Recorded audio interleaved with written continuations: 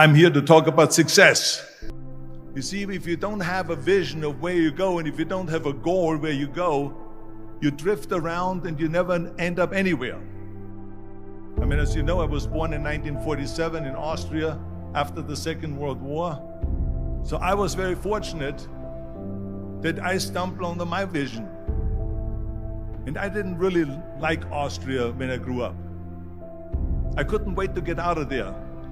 I couldn't see myself becoming a farmer or a worker in a factory or anything like that. Even though my parents wanted me to stay there and have a normal life. But that was their vision, not mine.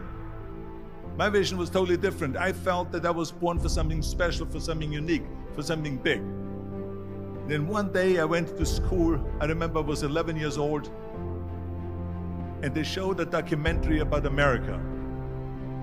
And there they showed in this documentary the huge skyscrapers, the high-rises, the huge bridges, the 6-lane freeways, and all of this stuff. And I said to myself, that's where I want to be.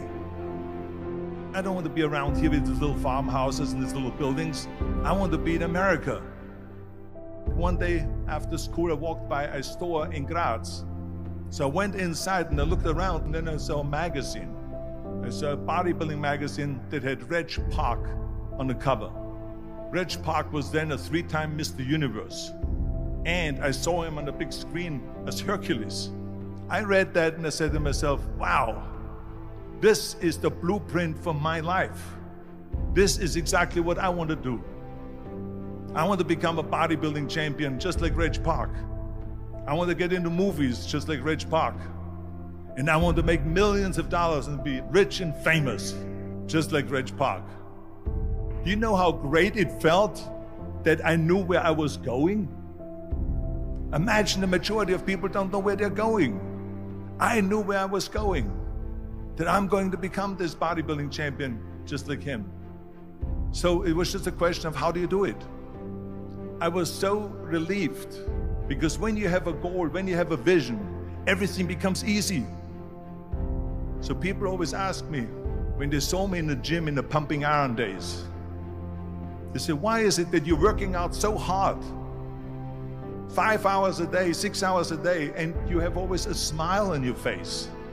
And I told people all the time, I said, because to me, I'm shooting for a goal. In front of me is the Mr. Universe title. So every rep that I do gets me closer to accomplishing that goal, to make this goal, this vision turn into reality. Every single set that I do, every repetition, every weight that I lift will get me a step closer to turn this goal into reality. So I couldn't wait to do another 500-pound squat. I couldn't wait to do another 500-pound bench press. I couldn't wait to do another 2,000 reps of sit-ups. I couldn't wait for the next exercise. At the age of 20, I went to London and I won the Mr. Universe contest as the youngest Mr. Universe ever. And it was because I had a goal. So let me tell you something, visualizing your goal and going after it makes it fun. You've got to have a purpose no matter what you do in life. You've got to have a purpose. 74% hate their job in America. Now, there's not much different when you come to Europe. The majority of people don't like what they're doing, because they're really not doing it because they didn't have a goal and they followed this goal. They just aimlessly drift around, and then all of a sudden there's a job opening, so they get that job because you have to work. But then when you work, it's a chore. It's work. It's not fun.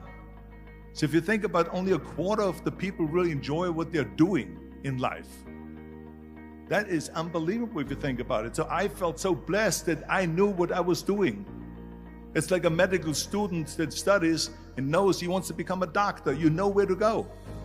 And the same thing is also in politics. I remember that in politics, I had a very clear vision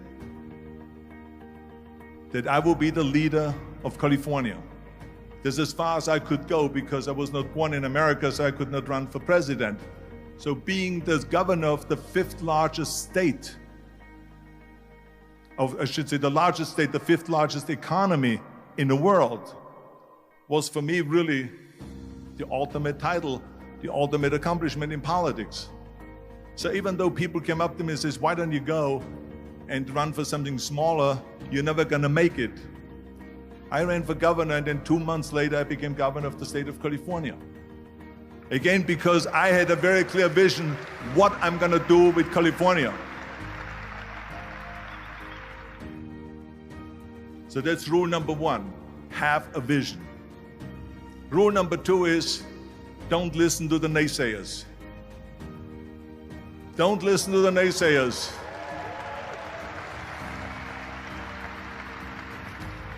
Everything I ever did, the thing that I heard out of people's mouth was, that's impossible. That can't be done. Or no. That is exactly what I heard, and of course I proved to the people that it can't be done. So whenever someone said to me, it can't be done, I heard it can be done. When they said no, I heard yes. And when they said it's impossible, I heard it is possible. I'm a strong believer of what Nelson Mandela said, that everything is always impossible until someone does it. Well, I'm going to be the one, I said to myself, I'm going to do it and I'm going to show it to them. Maybe it has never been done before. That's perfectly fine with me. But I'm going to do it. And I did not listen to the naysayers. It's all about the hard work that you put in. I said to myself, in bodybuilding, I worked out